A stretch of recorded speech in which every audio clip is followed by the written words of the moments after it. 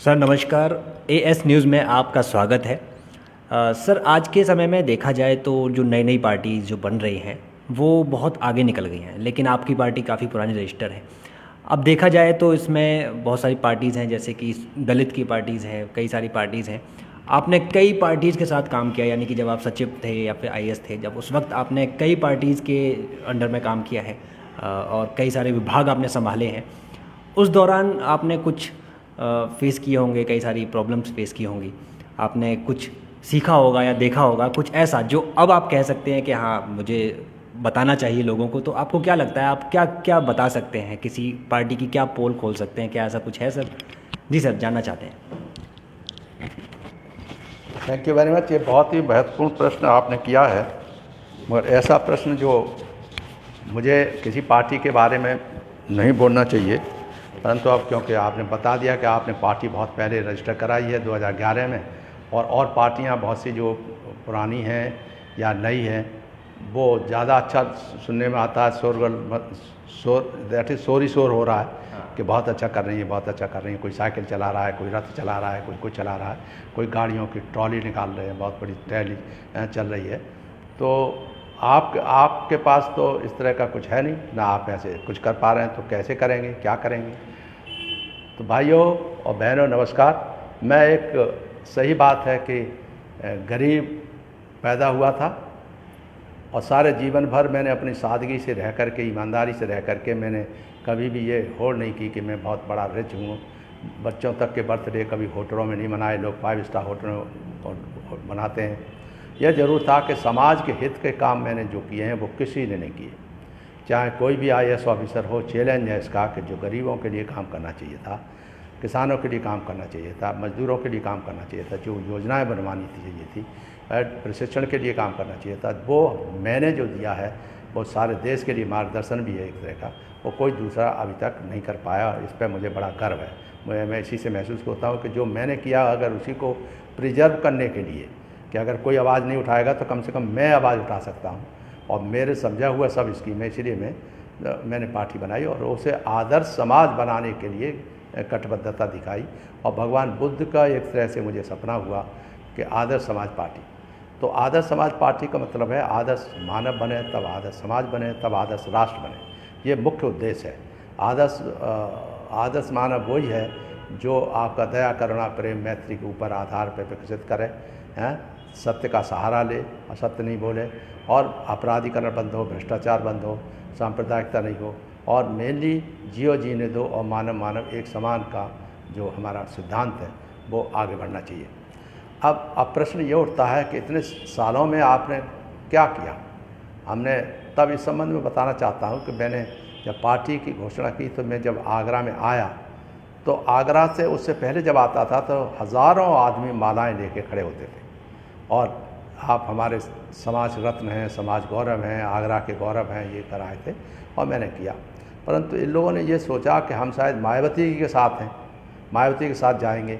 तो हमने कहा मायावती जी के साथ से पहले, मायावती जी से पहले हमको मुख्यमंत्री बना रहे थे कि माननीय काशीराम जी है, हमारे बड़े भाई थे, बहुत हमें बहुत मानते थे, और लालजी टंडन जी। हमने साफ मना कर दिया क्योंकि उस समय माननीय मुलायम सिंह यादव जी 95 में, 93 में माननीय मुलायम सिंह यादव जी वो थे, और 95 में उनको हटाने की चर्चा चलने लगी। तो हमने कहा कि नहीं, ये तो एकता के सूत्र बंधे हुए हैं, क्योंकि इसको नहीं तोड़ा जाना चाहिए। सापा बासापा से जो एकता हुई है बड़ा अच्छा है, समाज में अच्छा मैसेज गया है। हमने अम्बेडकर महासभा में बहुत बड़ा फंक्शन कराया था, वहाँ माननीय बीपी सिंह साहब को भी हमने बुलवाया था, जबकि बीपी सिंह साहब जनता दल में थे। हमारी मैसेज को जनता दल में उन्होंने घर आके टिकट दिया था एमपी का मैसेज सीट से 91 में। तो वो उनके साथ थे, तो उनको बुला के लाई और अनाउंस करवाया माननीय मुलायम सिंह यादव जी से कि आज ही मंडल आयोग की सिफारिशें उत्तर प्रदेश में लागू हों, और उन्होंने 27% का आरक्षण घोषणा की थी। और उसका सूत्रधार चंद्रपाल था, क्योंकि हम ही ने लिख के दिया था कि साहब आज ही अनाउंस कराइए। तो माननीय मुलायम सिंह यादव जी बड़े खुश थे, सब कुछ था, और हमको अलग से कहा कि खादी में था मैं उस समय, कि कोई भी पद ले लो अच्छे से अच्छा। मैंने कहा सर ठीक है, मैं तो गरीबों का पद चाहिए, हम गरीबों के काम करते रहेंगे, इसमें अच्छा है, आप हमें जीपें वगैरह दे दीजिए। उन्होंने 40 जीपें दी मुलायम सिंह यादव जी ने एक साल में, एक विभाग में। तो और गरीबों के लिए अच्छी योजना चलवाई और प्रशिक्षण चलाया, सब कुछ लिया।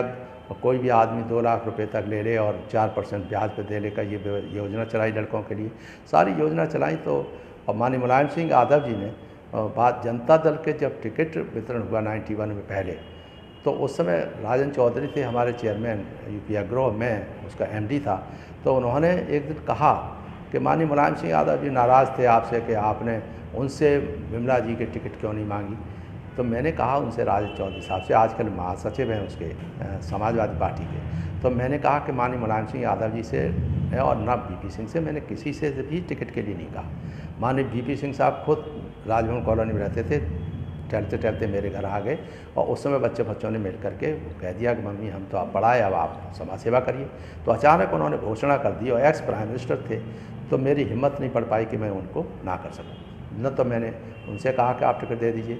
तो इसमें मुलायम सिंह यादव जी को नाराज़ नहीं होना चाहिए, मगर उन्होंने अपना चरित्र दिखा दिया कि न हम चंद्रपाल को नौकरी करने लायक छोड़ेंगे, न हम नेतागिरी पसंद करेंगे। तो आप देखिए कि विमला जी को हराया उन्होंने। फिर 96 में 95 में मायावती जी को चीफ मिनिस्टर बन गई और इन दोनों में झगड़ा हो गया, समाज टूट गया। उसके बाद 96 में माननीय काशीराम जी ने, जो लोग काशीराम जी के भक्त हैं, उनसे चुगना भक्त माननीय काशीराम जी का हूँ, मगर मैंने देखा उनकी कोई बात चली नहीं, मायावती के साथ कुछ नहीं चलती थी। मायावती जैसे चीफ मिनिस्टर बनी उसी बिकेम सर्वे सर्वा। और उन्होंने कहा नागपुर में मैं और मेरी मिसेज अपने बेटे के वहाँ ट्रेनिंग हो रही थी, उसके लिए हम गए थे देखने के लिए। तो नागपुर के इंस्पेक्शन हाउस में माननीय काशीराम जी ठहरे हुए थे, तो हमने कार्ड भेजा, हम सेक्रेटरी एजुकेशन थे उस समय, तो कार्ड भेजा तो उन्होंने कार्ड में बढ़ाते हुए नागपुर के जितने ऑफिसर थे छोटे मोटे उनको हटा दिया और हम और विमला और माननीय काशीराम जी और उनका पीए था, बस 4 आदमी थे। तो कहने लगे चंद्रपाल जी आप बीपी सिंह के खास आदमी हैं। तो मैं बीपी सिंह का खास आदमी नहीं हूँ, मैं सामाजिक परिवर्तन का आदमी हूँ। जो भी समाज में इंटरेस्ट लेगा, जो नेता, उसके साथ हूँ। आप भी समाज के लिए काम कर रहे हैं, मैं भी हूँ, तो मैं सर्विस में हूँ, आप नौकर कर रहे हैं, नेतागिरी कर रहे हैं, तो ठीक है, मगर मैं आपका भी आदमी हूँ, उनका भी आदमी, क्यों दोनों ही सामाजिक परिवर्तन के काम में जुटे हुए हैं। तो ठीक है, आपकी बात विमला जी को हमारी पार्टी से टिकट दी जाइए। मैं ठीक है, आप देंगे तो देखेंगे। एंड 96 में इंतजार करते रहे, माननीय काशीराम जी की कुछ नहीं चली और विमला जी को टिकट उन्होंने नहीं दी। तो बीएसपी का तो इस तरह से हुआ। 99 में हमसे कहती हैं कि आप हमारे साथ आ जाइए पॉलिटिकली। हमने कहा हम तो आप ही के साथ हैं, आप ही परेशान करती रहती हैं, क्यों परेशान करती हैं, हमारी समझ में बार बार ट्रांसफर पोस्टिंग करना, नहीं पॉलिटिकली आ जाइए। मैं अपने बेटे का कार्ड देने गया था, हम और मियाँ बीवी दोनों थे, बच्चे भी थे, बच्चे बाहर बैठे थे, हम लोगों को हॉल में बिठा दिया। तो हमने उनसे कहा अरे आप पॉलिटिकली आ जाइए, हमने कहा नहीं। तो विमला जी ने कह दिया कि हम आपके साथ कैसे आ सकते हैं, हम धरती पर नहीं बैठ सकते, आप धरती बैठाती हैं। तो नाराज़, इस बात को नाराज़गी क्यों होनी चाहिए। हम लेके गए उनको, छोड़िए सब लोग आते हैं, आप नहीं आती हैं, तो समाज की हैं आप, समाज के लड़की की शादी में लड़के की शादी में आना चाहिए, आशीर्वाद देना चाहिए। नहीं मैं नहीं आ पाऊँगी, ये है वो है, बहाना बना के चली गई। तो आप 99 में तब से बीजेपी ने बीएसपी ने जो काम किया 96 में से लेकर ऑनवर्ड 96 में क्या हुआ, जब ये हो गया तो जनता दल उत्तर प्रदेश बना ली लोगों ने, उससे इलेक्शन लड़ा दिया, तो मिस्र से वो भी हार गई। फिर 99 में जब इन्होंने कहा हम नहीं गए, और फिर 99 में ही हमको अमर सिंह ने जाके, अमर सिंह जी थे, उन्होंने आज तक में अनाउंस कर दिया, मैं प्रिंसिपल सेक्रेटरी था 99 किसी चीज़ का, प्लानिंग में था, क्या था 99 में एग्रो उसमें था शायद लेबर में, तो अनाउंस कर दिया कि हमारे एक सीनियर IAS ऑफिसर की मिसेज जो है विमला पाल जी यहाँ से खुर्जा से इलेक्शन लड़ेंगे। तो हमें बड़ा आश्चर्य हुआ कि खुर्जा से कैसे लड़ेंगी, उन्होंने काम नहीं किया, कुछ नहीं किया। तो माननीय मुलायम सिंह यादव से कहा भी गया कि आप काहे को, हम वो नहीं लड़ना चाहती तो आप क्यों पीछे पड़े। तो उन्होंने कहा नहीं तुम्हारी वजह से वो नाम है तुम्हारा, वहाँ सब सारे प्रधान जानते हैं। हाँ, कार्यक्रम कार्यान्वयन विभाग में था तो सब लोग जानते थे, सारे प्रधानों को पावर दी थी कि उनको हर चीज़ की सूचना मिलनी चाहिए थी। तो इसलिए किसान लोग, प्रधान लोग बड़े खुश थे। तो उन्होंने कहा कि वो सारे प्रधान तुम्हारे पक्ष में, तो विमला तो जीत जाएंगे। और विमला जी वहाँ गई, प्रचार किया बेचारी ने, और घूमती रहीं। जब मीटिंग हो रही है तो भीड़ ज़्यादा थी, तो वो जो प्रेसिडेंट था कि भाई तुमने अच्छा इंतजाम नहीं किया, और सस्पेंड कर दिया प्रेसिडेंट को, उनके अपनी पार्टी के प्रेसिडेंट। तो इलेक्शन के समय में किसी प्रेसिडेंट का सस्पेंड करना कैंडिडेट के लिए ख़राब है। हम तो जा नहीं सकते थे प्रचार के लिए, उन्हीं के कुछ लोग रिटायर्ड लोग थे, कर्मचारी नेता थे, वो जाते थे। तो इस तरह से मुलायम सिंह यादव जी के जो वहाँ से टिकट देने का बेकार गया, वो हार गई कुछ सीटों से। उसके बाद 2004 में मैं धर्मार्थ कार से मुझे जो है धर्मार्थ कार में पोस्ट किया था। पहले ट्रांसपोर्ट सेक्रेटरी था, रेवेन्यू सेक्रेटरी था माननीय मुलायम सिंह यादव जी के ज़माने में। तो हमने गलत काम नहीं किया कि कोई गलत काम था कि जो अनिल अंबानी के पक्ष में करने वाले थे। अमर सिंह जी ने बताया था मुझे कि साहब उनका मामला था, हाई सिक्योरिटी प्लेट की फाइल थी जो 450 करोड़ की, कि उसे आज ही हो जाना। चीफ सेक्रेटरी बोले कि नहीं होना, बिल्कुल नहीं होना, गलत काम है, नहीं करेंगे। तो हमारा काम वहाँ से ट्रांसफ़र होकर धर्मार्थ कार में कर दिया था। धर्मार्थ कार में जब ट्रांसफ़र हो गया तो उसके बाद से कुछ दिनों के बाद आगरा में माननीय मुलायम सिंह यादव जी आए, हमने नमस्कार किया तो नमस्कार नहीं लिया। तो बाद में अपने आप ही महसूस हो रहा था पत्रकारों में, उन्होंने खुद ही कहा कि चंदपाल के साथ मैंने बहुत जास्ती की है। तो मैंने कह दिया, मैंने कि काहे को जास्ती की, आप तो चीफ मिनिस्टर हैं, आप जो करेंगे सबको मान्य होता है, मैं भी मान्य हूँ। नहीं ठीक है। और 2-4 दिन के बाद हमको PWD secretary, principal secretary PWD बना दिया। और PWD प्रिंसिपल सेक्रेटरी बनाने के बाद जो काम किया तेज़ी से, वो सैफई वैफई के कहने लगे हमारी सड़कें ये कर दो वो कर दो, तो बना रहे थे उसमें सैफई जाने वाली। और फिर माननीय मुलायम सिंह यादव जी और अमर सिंह जी इलाहाबाद में एक मीटिंग हो रही थी ICIC ब्लॉक के क्षेत्र में। तो वहाँ पर हमको एक तरफ ले जा कहने लगे तो हमारी सैफई से सारी सड़कें तेज़ी से बनवा दो, ब्रिजेज बनवा दो, तो हम आपको you will be at the top. तो हम समझ गए, हम मुस्कराए, हमने कहा हम तो काम तो बहुत तेज़ी से करते हैं, आप जो करना है वो अलग बात है। और कुछ दिनों के बाद इलेक्शन डिक्लेयर हो गए। तो इलेक्शन डिक्लेयर हो गए तो इन्होंने, नेताजी ने, मुलायम सिंह यादव जी ने टेलीफोन किया कि रात को 10:30 बजे कि वो राम गोपाल यादव कह रहा है कि खुर्ज या कह रहे हैं हाथरस से केवल बिमला पाल ही जीत सकती हैं, इसलिए बिमला जी आप लड़ लो। मुलायम सिंह यादव जी कह रहे हैं, उनसे कह रहे हैं, रात में सोते थे। तो जगाने के बाद तो उन्होंने कहा नहीं हम नहीं लड़ेंगे, हमारे हस्बैंड को बहुत परेशान किया जाता है, हम नहीं चाहते कि हम इलेक्शन लड़ें। तो कि नहीं अब कौन करेगा, आप तो हमारी सरकार है, ये वो। तो हम कही, फिर भी 2-3 दिन बाद होली का त्यौहार पड़ा शायद, वहाँ गए, फिर कह रहे तुम अभी गई नहीं हाथरस, तो बेचारी को हाथरस जाना पड़ा। हमने कहा ठीक है तुम कह दो, हमारे पास पैसे नहीं है, आप लड़ाना है तो आप अपने उनसे पार्टी वालों से कहिए कि पैसे वैसे आपकी मीटिंग वगैरह का वो खर्च करें। तो ठीक है नहीं कोई चिंता नहीं, आप तुम जाओ। अब ऊपर से उनको वहाँ करिए, खूब घूमती रही बेचारी, पैर भी उनके घुटना भी टूट गया इस चक्कर में। और अंततोगत्वा 5 लाख रुपए इधर उधर बांट के शिवपाल यादव जी चले गए, उन्हीं में से उनके नेता ने बांट लिया। तो ये और को साधारण सी बात कह के कि साहब वो पैर नहीं छुए उन्होंने, इसलिए व्यवहार विमला जी का ठीक नहीं, पैर नहीं छुए। मीटिंग जब होती है तो पैर छूने चाहिए, तो अब वो पैर क्यों छुए भाई, ये तो गलत बात है। किसी महिला से आप पैर छुआने की आकांक्षा रखते हो, कैसा व्यवहार। हमसे कहा भी उन्होंने कि विमला जी का व्यवहार करा, क्या हो गया। तो अब ये तो नहीं कहा कि मेरे पैर नहीं छुए थे, व्यवहार खराब है। तो मगर अजीब सा लगा कि नेताओं की ये प्रवृत्ति जो है ठीक नहीं। खैर एनीवे, ये पुरानी बातें हैं, इससे कोई लेना देना नहीं है। आज उसके बाद अखिलेश यादव जी जो है चीफ मिनिस्टर बन गए। अब अखिलेश यादव चीफ मिनिस्टर बने तो उनके पिताजी को हटा के और अपने चाचा जी को धक्के मार के वो बने, तो हमको अच्छा नहीं लगा। हम बड़े सम्मान करने वाले लोगों में से हैं, कोई भी रहा हो, कोई पार्टी रहा हो, भले ही चीफ मिनिस्टर से डिफरेंस ओपिनियन रही हो, मगर हमने सम्मान हमेशा किया। चाहे वो मायावती जी रही हो, चाहे हमेशा सही राय दी, और वो नहीं सुनी, कुछ नहीं करें, तो आज वो दिन देख रही हैं, वो इसीलिए देख रही हैं क्योंकि हमारी राय नहीं मानी, हमने हमेशा सही राय दी। फिर भारत सरकार चले गए, वहाँ पर तो सभी दीवाने थे हमारे, मनमोहन सिंह साहब रहे, जितने भी वहाँ कैबिनेट थी सब लोग पसंद कर रहे थे, वो हमको नहीं छोड़ रहे थे कांग्रेस वाले। दिग्विजय सिंह मेरे घर पे यहीं आके बैठ के बात की कि चंद्रपाल जी हम नहीं जाने देंगे, मगर हमसे पद भी उन्होंने कहा कोई भी रिटायरमेंट के बाद पद ले लो कोई भी।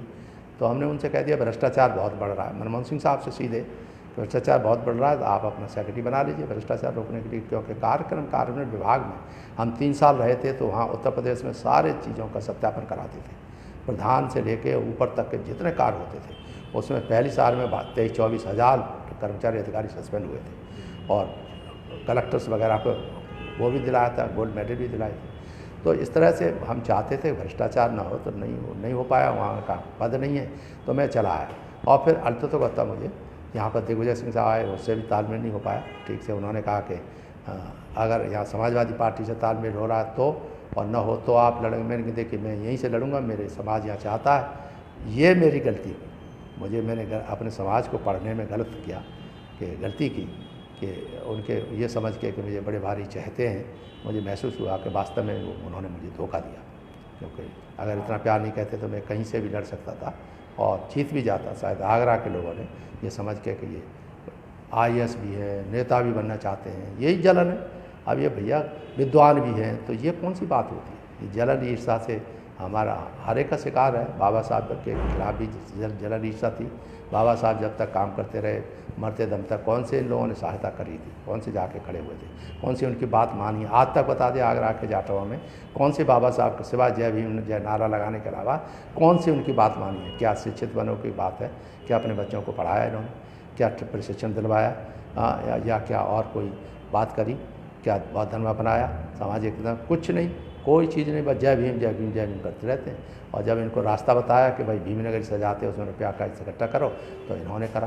तो मायावती जी जो हैं वो इसी बात से क्षुब्ध, जब आ रही थी यहाँ पहली बार बन के काशीराम जी ये आगरा में, तो हम ही इनसे पूछा कि चंद्रपाल जी आप आगरा के, और हमको लोग वहाँ के लोग गाली देते हैं, क्योंकि हमने कहीं कह दिया था कि जाटवों की चर्बी चढ़ गई है। तो इस बात से यहाँ के लोग नाराज़ रहते थे। तो हमसे पूछने लगे, हमने कहा मैं देखिए सर आप जो है जा रहे हो तो वहाँ के यूनिवर्सिटी का नाम डॉक्टर अम्बेडकर यूनिवर्सिटी रख दीजिए, और डॉक्टर अम्बेडकर यूनिवर्सिटी रखने से वो लोग खुश हो जाएंगे और आपका साथ देने लगेंगे। तो आज जो मानवर काशीराम के जो चिल्लाते रहते हैं यहाँ पर लोग, जो कभी नज़दीक भी नहीं थे काशीराम जी के पास भी नहीं थे, आज वो हमको बुलाते रहेंगे, जबकि हमारे ही जड़ है, हम ही ने नींव डाली, सामाजिक परिवर्तन स्थल बने लखनऊ में, वो हमारे सामाजिक परिवर्तन मंच के माध्यम से बने। तो इस तरह से जो अलग से अलग थलग की बात हुई है वो हम डॉक्टर अम्बेडकर को पक्का भक्त हैं। डॉक्टर अम्बेडकर की सारा लिटरेचर हमने पढ़ा है, कॉन्स्टिट्यूएंट असेंबली की डिबेट पढ़ी है, स्पीचेस पढ़ी हैं, तो हमको मालूम है कि इसके अलावा और कोई रास्ता इस देश के लिए नहीं है प्रगति का, स्पेशली बहुजनों के लिए तो बिल्कुल ही नहीं है। तो इसलिए चाहे भले ही आज सारी जातियों की पार्टियाँ बन रही हैं, अच्छी बात है, ठीक है, अपने अपनी जात की पार्टी बना के घूमते रहिए। यही आरएसएस के लोग चाहते थे, हिंदू धर्म के लोग यही चाहते हैं कि वर्ण व्यवस्था बरकरार रहे, जातीयतों में बटे रहें, और जितने जातीयतों में बटे रहेंगे भाजपा ऊपर आएगी। तो मायावती जी ने जो सबसे पहले भाजपा के साथ तालमेल करके भाजपा को बहुत ऊंचा बढ़ा दिया, और 3 बार शायद वो भाजपा की सरकार की सहायता से रही, इसलिए भाजपा आज जो स्थिति दिखाई दे रही है वो सिर्फ एक बीएसपी के सपोर्ट के कारण है, और नहीं तो ये नहीं होना चाहिए था। तो ये इस तरह की ये पॉलिटिकल सिनेरियो है कि भाजपा आज क्यों है, वो भी आज भी चुपचाप बैठी रहती हैं, आज भी नहीं बोलती। अब आज कल ही मैं पेपर में पढ़ रहा था कि उन्होंने कुछ दिया है कि साहब हम इंडिपेंडेंट लड़ेंगे, बीएसपी सारी सीटों पर लड़ेगी। बड़ी खुशी हुई मुझे, यानी अच्छी बात है, सभी सीटों पे हम बहुत पहले कहते रहे आप अपना गरूर छोड़ के लोगों को बुला लीजिए, दलितों की जो पार्टियां उनको सबको बुला लीजिए, बता दीजिए, पूछ लीजिए उनसे किसको क्या क्या कितनी सीटें चाहिए, क्या चाहिए, मगर उन्होंने कभी सुन कर नहीं दिया। अब ठीक है, अब वो भी कह रही हैं हम छोटी छोटी पार्टियों से तालमेल करेंगे। अब कह रही हैं कि हम, उनका यही है, मानव काशीराम जी की जन्मदिन पर बोली है कि हम सब हम अकेले लड़ेंगे, हमें किसी से फ़ायदा नहीं होता, अकेली पार्टी के रूप में लड़ेंगे। मगर मुझे पता है कि अंदरूनी वो भाजपा की तरफ लड़ेंगी, क्योंकि उनके जो उनके पार्टी के लोगों के कारनामे रहे हैं, जैसे 14 शुगर फैक्ट्री बेच ली, 14 शुगर फैक्ट्री एक ही आदमी को दे दी। इसी तरह से पॉन्टी चड्डा था, उसको सारे एक्साइज के ठेके दे दिए, सारे खान के वो दे दिए। तो इन चक्करों में उनको घेरा गया है, और भाजपा तो बड़े चालाक है, वो तो चाहते हैं कि नेताओं के जितने लोग हैं, स्टेट के नेता जो हैं, किसी तरह पनपे हैं कुछ है, तो उन्हें भ्रष्टाचार में फंसाया जाए, और सबसे यही पूछते हैं भाई भ्रष्टाचार दूर होना चाहिए कि नहीं होना चाहिए। हमारा नारा न अपराध न भ्रष्टाचार, आपकी बात आसपा सरकार, तो उन्होंने कहा न अपराध न भ्रष्टाचार, आपकी बात भाजपा सरकार। हमारा ही न करने के सारे नरेंद्र मोदी जी चल रहे हैं, भ्रष्टाचार होना चाहिए, उन्होंने कहा नहीं होना चाहिए। तो वो समझते हैं कि नर्व तो ये कहती है भ्रष्टाचार नहीं होना चाहिए। और जो भ्रष्टाचारी नेता हैं, चीफ मिनिस्टर्स रहे हैं जिन स्टेट्स में, उनके पीछे तो जनता को ये लगता है कि हाँ बिल्कुल सही कह रहे हैं नरेंद्र मोदी जी, बिल्कुल सही कह रहे हैं। मगर नरेंद्र मोदी जी को लोग समझ ही नहीं पाए, चंद्रपाल के अलावा कोई समझ ही नहीं पाए। हमने समझा कि वो कहेंगे कुछ मगर फ़ायदा लेंगे, और अर्थ तो बत्वा करते अपने मन की हैं, वही करेंगे। उन्होंने भ्रष्टाचार की बात करी, तो भ्रष्टाचार जितना भी भ्रष्टाचार है, उनके यहाँ लोगों में भ्रष्टाचार नहीं है क्या? वो भ्रष्टाचारी को कहेंगे दूसरों को, जब इनकी पार्टी में आ जाता है तो भ्रष्टाचारी नहीं रहता, साफ़ सुथरा हो जाता है। उसी तरह से अपराधी हैं, अपराधियों को पकड़वाते हैं, नहीं तो गोली मार दी जाएगी या मरवा दिया जाएगा। ऐसे इस तरह के एनकाउंटर से, ये जो यूपी के चीफ मिनिस्टर ने एनकाउंटर कर करके ऐसा माहौल बना दिया कि अगर नहीं होगा तो हम कोई भी मरवा दिया जाएगा, तो इसीलिए लोग घबरा गए। तो अपराधी जब इनकी तरफ आ गए तो वो साह हो गए, उनको अपराधी नहीं कहते, उनको अपराधी नहीं मानते। अपराधी केवल तभी तक हैं जब तक वो दूसरी पार्टियों में हैं। तो इसलिए, और अल्पसंख्यक के अपराधी जो नेता थे जिनको दबाया जाता था, वो बहुत ज़्यादा दादागिरी करते थे, वो भी एक्सट्रीम, हम तो एक्सट्रीमिस्ट के खिलाफ हैं, चाहे वो हिंदू धर्म का एक्सट्रीमिस्ट हो, चाहे दलितों का एक्सट्रीमिस्ट हो, चाहे मुसलमानों का एक्सट्रीमिस्ट हो। एक्सट्रीमिस्ट तो एक्सट्रीमिस्ट है, वो देश के हित में काम नहीं कर सकता, वो अपने अपने धर्म की बात करेगा। हमें चाहिए बाबा साहब का कि हर सभी धर्म सभी जात के लोग राष्ट्र को एक राष्ट्र समझें और कहे कि मैं केवल भारतीय हूँ, भारतीय के अलावा कुछ नहीं हूँ। मैं तो बाबा साहब का वो सिद्धांत में मानने वाला हूँ। तो इसलिए एक्सट्रीमिस्ट मेरी पार्टी का कोई आधार नहीं हो सकता, कभी नहीं हो सकता। तो मुझसे कहते हैं लोग कि आप किस पार्टी के साथ जा रहे हैं तो मैं कहता हूँ कि देखिए, हम कांग्रेस कल्चर में पढ़े, कांग्रेस कल्चर में, मगर कांग्रेस के खिलाफ भी हम बोले, क्योंकि 4% ही कांग्रेस ने 30 साल तक सुकाश के ऊपर खर्च किया, है ना। इसलिए हमने कहा कि तो उसको 21% खर्च होना चाहिए, हम ही ने करके दिखाया। हाउसिंग में 2.5% मकान मिले थे, हमने कहा नहीं, तो 21% मकान मिलने चाहिए। तो हाउसिंग में रिजर्वेशन करा, ट्रांसपोर्ट में रिजर्वेशन करा, PWD में लाइसेंस देने के बारे में तब रिजर्वेशन किया। और सबसे बड़ी चीज़ ये थी कि जो ज़मीनें छीन लेते थे उसको हमने अभी करवाया था 2001 में, कि राजनाथ सिंह चीफ मिनिस्टर थे, के साथ जो हमारे छोटी छोटी ज़मीनें लोगों को मिली हैं उसको कब्जा करते हैं लोग, हैं, उसको छीन लेते हैं, इसलिए इसको परमानेंट कर दिया जाए। तो हमने जमींदारी एवोल्यूशन एक्ट में 122B(4)(f) धारा जोड़वाई, और जिसमें ये हो गया कि जो ज़मीनें हैं उनकी कोई ज़मीन खरीद नहीं पाएगा, न कोई छीन पाएगा। अब माने अखिलेश यादव जी की सरकार बनी तो उनको भर दिया किसी ने कि ये ज़मीनें जो इनके, तो यादवों की सबसे बड़ी कमजोरी ज़मीन है, तो भूमि ले लो, तो भूमि करने के उन्होंने एक्ट ही बदल दिया। एक्ट बदलने के बाद ये कह दिया कि वो ज़मीन किसी को भी बेच सकता है, तो ये भी गुनाह की बात है। हाँ, सुकाज के लिए समाजवादी पार्टी ने और क्या किया, एक सबसे बड़ा ये था कि सुप्रीम कोर्ट ने कहीं कह दिया कि अधिकारियों को रिवर्ट कर दिया जाए, तो इन्होंने सबसे पहले आरक्षित वर्ग से ऊपर जाए हुए इंजीनियर चीफ इंजीनियर बने और तमाम हेड ऑफ द डिपार्टमेंट सब रिवर्ट कर दिए। अब लोग जो जाटव और सुकाज के अन्य लोग जो हैं अपने स्वार्थ के लिए उनके मुझे बताया गया कि उनके पीछे समाजवादी पार्टी के पीछे घूम रहे हैं कि वो चीफ मिनिस्टर बन जाएंगे, साइकिल चलाने का अभियान चलाएंगे। तो साइकिल चलाएंगे ठीक है, मगर जाटव और जमात समाज कैसे अब इनको अखिलेश जी को पसंद कर सकता है, जबकि इन्होंने इतना बड़ा नुकसान किया है कि उनके जितने भी इकोनॉमिक आधार था बड़े बड़े ऑफिसर्स का, वो सब खत्म कर दिया, सबको रिवर्ट कर दिया। और जो सूखा सब प्लान हमने बनाया था उसको ख़त्म कर दिया, कंप्यूटर बांट दिया, वो रुपये दे दिए। पर मतलब तमाम उनके खिलाफ नेगेटिव बातें हैं, और इनके सिर्फ इनके समाज में इनके राज्य में केवल आदर्श वो क्या नाम है यादव समाज की बात होती थी, जिससे सुनो थाने में तो यादव हैं, सब में सब यही एक पेपर में भी आता रहता था यादव यादव यादव यादव यादव। तो ये इनके साथ में लिया, यही हाल मायावती की सरकार में कहता। उनके यहाँ भी जो बेईमान किस्म के ऑफिसर थे उन्होंने घेर दिया, और वो तो टुकड़े टुकड़े खाते रहे, मगर मेन काम जो मुख्य था सतीश मिश्रा, रामवीर उपाध्याय वगैरह, इनको आगे बढ़ा दिया। सारे के रामवीर उपाध्याय ने तो सारे के सारे वो थे, सतीश मिश्रा ने सारे लॉ के DGC क्रिमिनल वगैरह सब कोई ब्राह्मण समाज से ले लिए हैं। तो इसलिए ये सारी पार्टियां इसी तरह से बिहेव करती रही। कांग्रेस भी कर रही है, भाजपा ने और ज़्यादा कर दिया। भाजपा ने तो अब संविधान पर ही खतरा पहुंचा दिया, सारी संस्थाओं ख़त्म कर दिया, पुरानी कमीशन ख़त्म कर दी हैं, तमाम और संस्थाएं उनको ख़त्म कर दी, इलेक्शन कमीशन को कमज़ोर कर दिया। दिखता है हम जैसे आदमी को जो तर्क होना वो दिखता है कि ये तो गलत हो रहा है, ऐसा नहीं करना चाहिए। अब कोलेटरल एंट्री शुरू कर दी IAS की, कि IAS में जो हम किसी को भी बना सकते हैं। और सबसे बड़ी चीज़ है, माननीय नरेंद्र मोदी जी ने कह दिया कि साहब ये तो IAS हर एक थोड़ी चलाएगा क्या करते। तो इसलिए ये जो है मैं बंद कर दूँ पर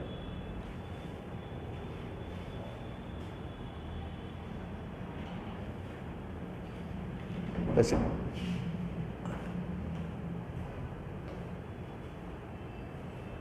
आई एम सॉरी यार, मैं दरवाज़ा आवाज़ कर रहा था उसके माध्यम से करना चाहता हूँ।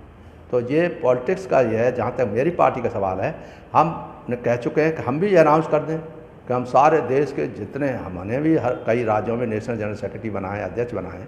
अब हम ये कह दें कि उन लोगों के सामर्थ्य अभी मैंने देखी नहीं है कि वो फट से सारे देश में हर पार्टी हर इलेक्शन में लड़ेगी। तो ये तो बहुत आसान है कहना, मगर अभी बेस नहीं हमारा, तो हम कैसे कह दें। हमारे पास धन नहीं है जो हम जाएं और फिजूल खर्ची करें। तो इसलिए तो हमने कहा है कि आप चुनाव सुधार लाइए। अब ये करोड़ों रुपया खर्च कर रहे हैं इलेक्शन में, और BJP के पास तो अरबों रुपया हो गया है। अपने आप ही लॉ बना लिए हैं, जितने रुपया कलेक्ट कर सकते हैं कर ले हैं। इलेक्टोरल रिफॉर्म्स की बात ही नहीं करते हैं। चिल्लाते रहो, आप कुछ भी करते रहो, वो तो उनको जीतना है, तो जीतने के लिए अपने रास्ता निकाल रखे हैं। तो उसमें हमारी पार्टी से क्या मतलब? हमारी पार्टी तो वही है कि बाबा साहब की तरह अपने संघर्ष करती रहेगी, चिल्लाती रहेगी और बोलती रहेगी, रहती रहेगी, नवयुवकों को समझाती रहेगी। अब एक नवयुवक है, उसको वो उसमें बंद हो गया था NSA में, उसने खुरापात की, NSA बंद हो गया। अब NSA बंद होने के बाद हमारे पास आए थे लोग, उसी के साथी लोग के साथ छुड़वा दीजिए, ये गलत है, सही है लड़का। तो हमने जाके उसको उनको करके छुड़वा दिया। प्राइम मिनिस्टर नृपेंद्र मिश्रा से मिले थे, यहाँ होम सेक्रेटरी से मिले थे, छूट गया। उसने धन्यवाद तक नहीं दिया और पहले कह रहा था मैं बुआ जी के साथ जाऊँगा, बुआ जी के साथ जाऊँगा। मुझे खुशी हो रही थी, चलो बुआ जी के साथ ही चला जाए, अच्छा है। मगर बुआ जी के साथ भी नहीं गया वो, भतीजा अपने अलग से, जो लोगों के साथ, वो लोग जो कि यहाँ पर आगरा में तमाम करोड़ों रुपया लूट कूट के मचाया है, MLA वगैरह बन गए थे, उन्होंने मायावती के ज़माने में खूब लूटा। और क्योंकि उनका धंधा ही रुपया कलेक्शन करना होता था, खूब रुपया कलेक्ट करते रहे। और जो MLA की जो मिलता है 5 साल की सफेद, वो खाते पीते रहे। वो लोगों को मायावती ने कोई शायद लिफ्ट विफ्ट नहीं दी फिर बाद में। तो वो लोग मिल कर के यहाँ पर उसको बुलाए और यहाँ के लोगों ने, जाटवों ने ही कहा कि तुम पार्टी बना लो। और पार्टी भी चंद्रपाल को डाउन करने के लिए बनाई। अरे चंद्रपाल तो पहले ही डाउन हो गए, 3 बार इलेक्शन हरा दिया जाटवों ने, हैं। दूसरे जात के कहते हैं कि आप ही के भाई ने हरा दिया, तो हम क्या करें? मैंने ठीक है। और एक ठाकुर चौहान ने कहा, मीटिंग कोई गए थे कि साहब बहुत अच्छे आदमी हैं, वो तो हमारी तहसील बनवाई, हमारा ITI बनवाया, हम जब जाते थे, जब ये होता था टूंडा में भी, एतमादपुर में भी, सब जगह पूरे शहर में, और आगरा में तमाम अच्छी अच्छी चीज़ें बनाई उन्होंने, प्रोजेक्ट बनाए, सब कुछ ठीक है। एक आदमी खड़ा हो गया, हमारे प्रोफेसर कह रहे थे कि खड़ा हो गया, वो कहता है कि साहब आखिर वो जाटव तो हैं।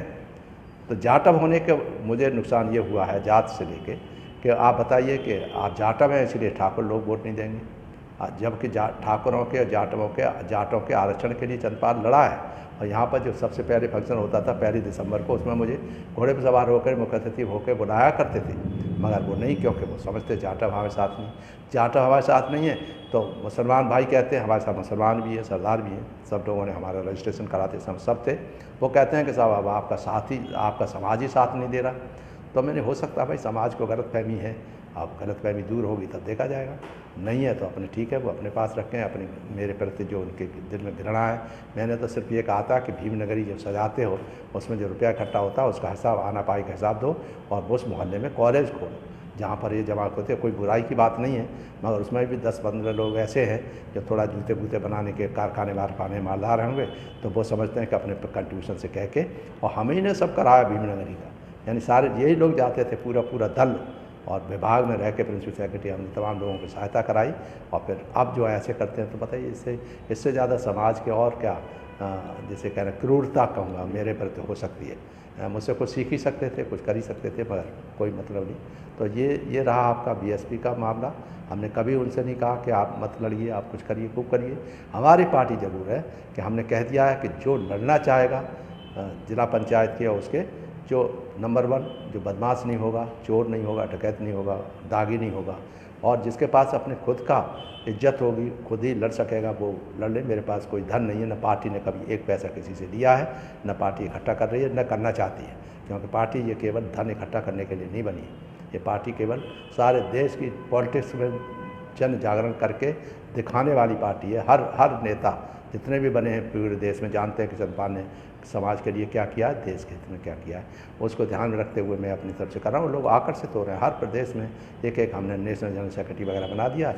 अब उनकी एक बैठक करेंगे यहाँ पर, वो क्या डिसीजन लेते हैं उनका अपने अपने स्टेट में, उनके ऊपर डिपेंड करेगा। यहाँ बैठ के मैं कह दूँगा भाई सारे प्रदेश में हम लड़ेंगे, तो ये तो नाइंसाफ़ी होगी ना, लोगों के प्रति नाइंसाफ़ी होगी। तो मैं समझता हूँ कि देखिए 22 का तो कम से कम प्रयास करेंगे कि हर स्पेशली उत्तर प्रदेश में कि हर सीट पे हम रखें, और 50% के करीब हम महिलाओं को और नवयुवकों को सीट देंगे, जिससे कि वो लोगों को उत्साह बढ़े और आगे आए। कोई पार्टी कहते हैं कि आप आज़ाद समाज, उसको बुला करके आज़ाद समाज पार्टी जो बनाई है वो भी नहीं करना चाहिए। तो उसको सोचना चाहिए कि जब आदर्श समाज पार्टी बनी हुई है तो केवल आज़ाद जोड़ने से वो करके और ASP के नाम लेने से तो आपका काम बनेगा नहीं। आपके पास हो सकता है कांग्रेस ने सपोर्ट कर दिया है और लोगों ने पार्टी ने सपोर्ट किया, BSP के जो निकले हुए लोग हैं वो पार्टी में लेना चाहते होंगे, अगर सर तो रहिए, अपने खुश रहो आप। बहुत अच्छे रहो। आप FBI को कोई कह रहा है FBI से कनेक्शन है, FBI जो शायद मुसलमानों की कोई संस्था है, तो उनके पास बहुत रुपया, करोड़ों रुपया आता है, तो उससे वैसे पैसा मिल गया हो तो चल रहे, बहुत गाड़ियाँ काफ़िला चलता है। हमारे पास तो अपनी खुद की गाड़ी है और खुद की गाड़ी हम चलते हैं, हाथ जोड़ते हैं, अगर जो बुला लेते हैं बुला ले। अभी गाजियाबाद गया तो खूब सम्मान हुआ, 2-3 जगह खूब अच्छी तरह से भट्टा है बनाना, और नोएडा में भी हुआ, फिर एक मेरठ में गया, लोगों ने बुलाया तो वहाँ गए, बड़े अच्छे अच्छे लोग थे, सब ने हमको तन मन धन से सपोर्ट करने के लिए अपना प्रतिबद्धता निभाई है। मुझे विश्वास है वो लोग सब खड़े हो जाएंगे तो देश में परिवर्तन होगा, और उत्तर प्रदेश में तो कम से कम हम चाहते हैं कि ये व्यवस्था परिवर्तन हो, और व्यवस्था परिवर्तन के लिए ही हम लड़ाई लड़ेंगे सारे देश के लिए। जय भीम, जय भारत।